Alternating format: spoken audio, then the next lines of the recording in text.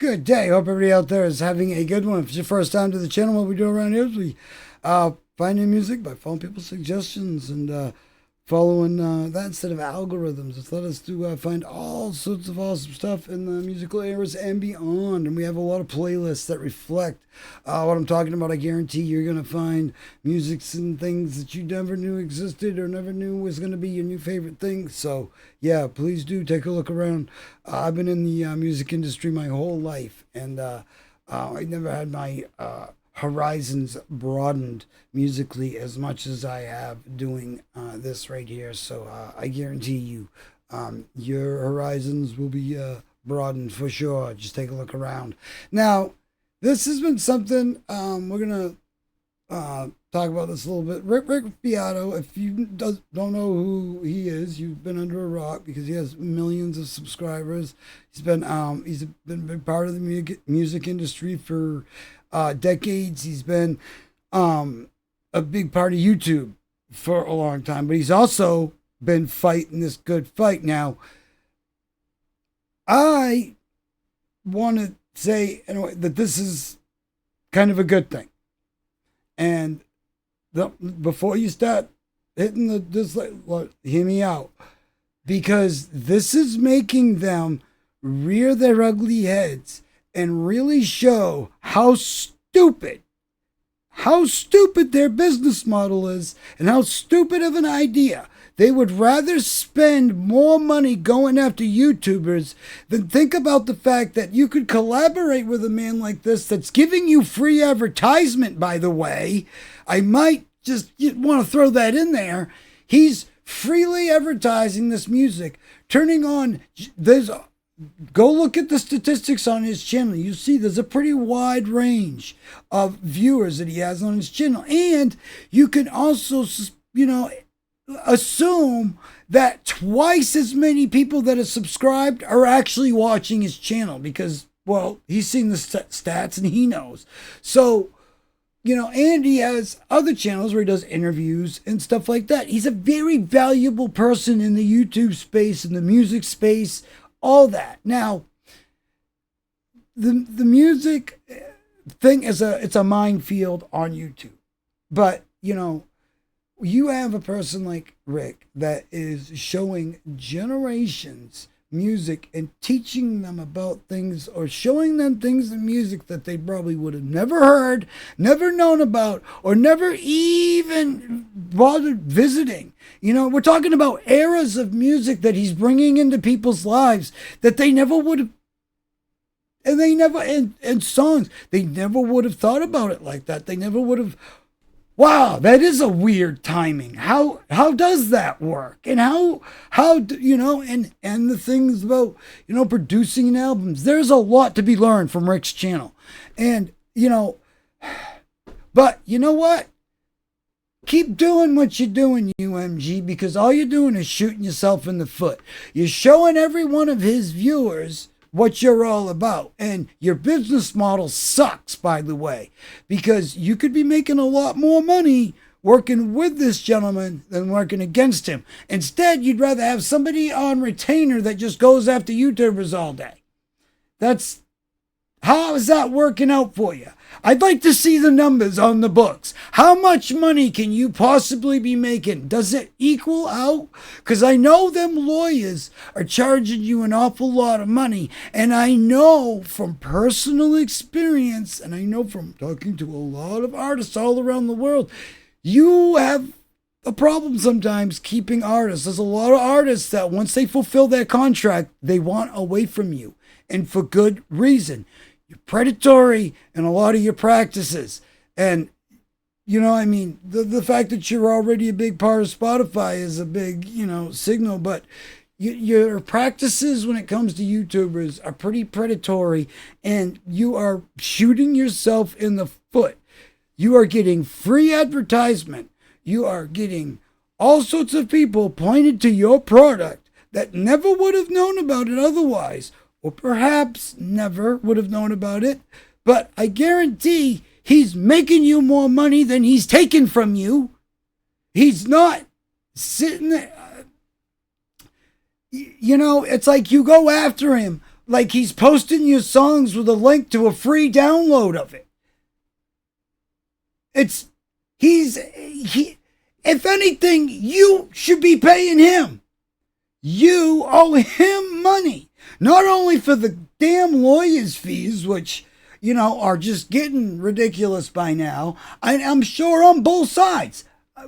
That's why think about your business model here, UMG. I mean, how is it? Is it really working? Because it seems to me, knowing what I know, what YouTubers make off videos, especially videos with music in it, and, you know, knowing that, it's like, I think you're paying your lawyer more than you're making. Now, let's not forget, you do have your own music posted on the platform, so you're making money from that. But then you also have people like Rick that are drawing people's attention to it. And you want to sue him for it. Smart plan. Yeah. I am no economics advisor. I don't even like math. But I'll tell you what, I would not buy stock in your platform because that is not a smart business model. It's just not.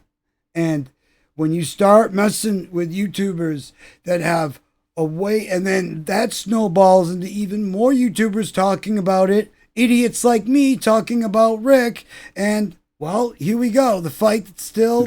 Content ID situation that I've been going through where I'm getting these ridiculous amounts of claims all the time. But before we begin, I'd like to thank all the YouTubers that made videos in support of my situation with UMG. It means so much to me. I really appreciate it. I made a video a couple weeks ago about the many claims that I've been getting from UMG just out of the blue, really in the last 2.5 months or so. They just come in every day. As you can see from this is just yesterday. You can see they just came in right in a row.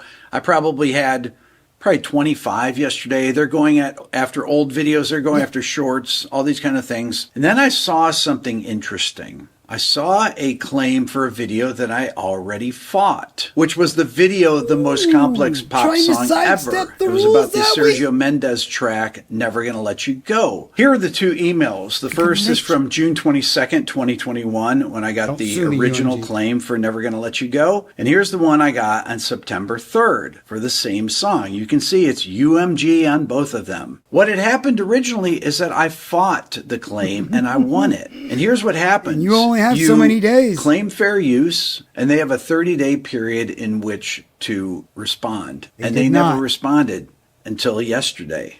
And they claimed the video again. And I was like, I won that claim because they never responded in 2021. It's double jeopardy there, UMG. 30-day period.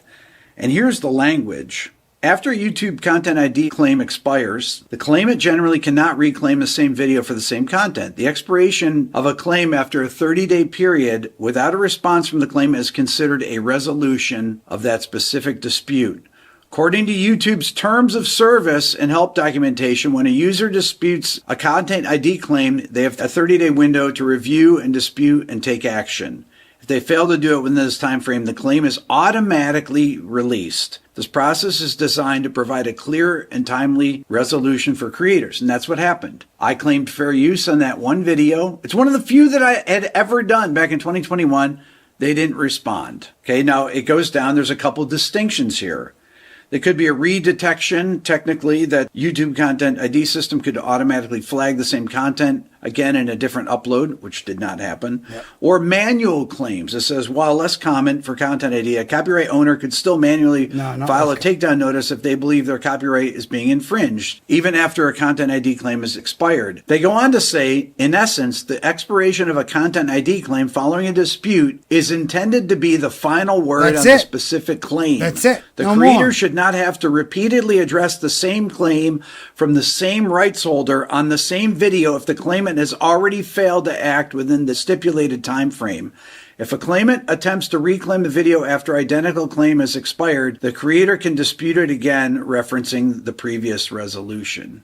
So basically, now Now it's like they're doubling up. They're doubling up, doubling down. You can't even double up. Yeah, you're doubling down on your stupidity, UMG. I mean, like, what are you doing? And again, need I remind you, this isn't just some guy on YouTube. He isn't just a me. He's a Rick Beato. He talks to Rick Rubin. He talks to David Gilmour. He just did an interview with David. I mean, what are you doing? What's your plan?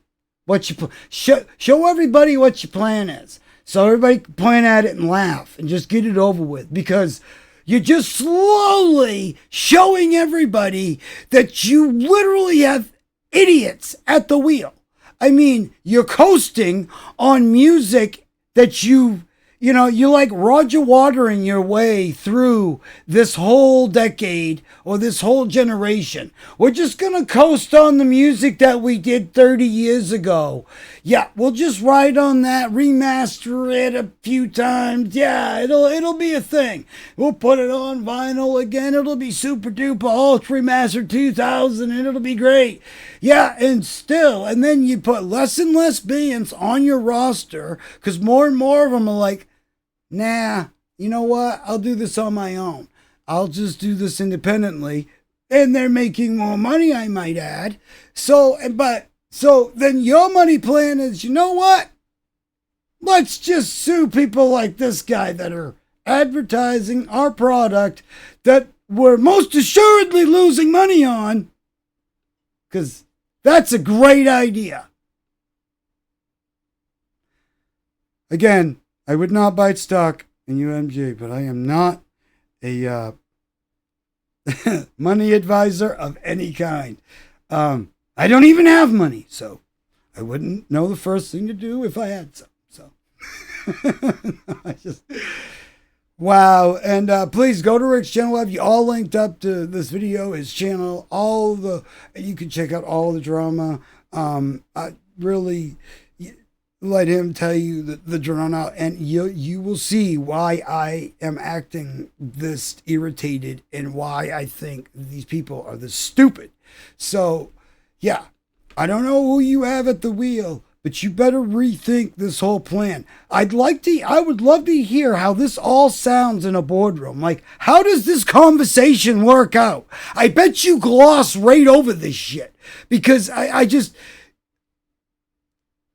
Now, because you still got some old geezer head that he's just looking at the number signs. He's not looking at what's actually happening that's going to affect the future.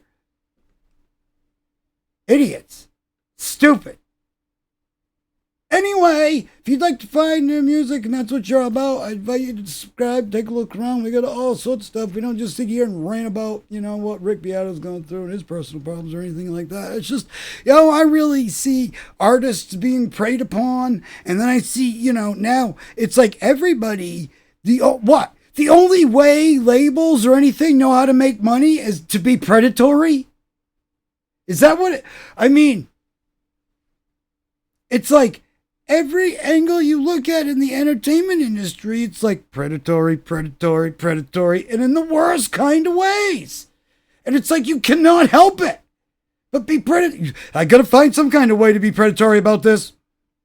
This deal makes too much sense. Yeah, we gotta find a way to rip these people off. Yeah, you're right. Well, I don't know what I was thinking when I drew this contract up.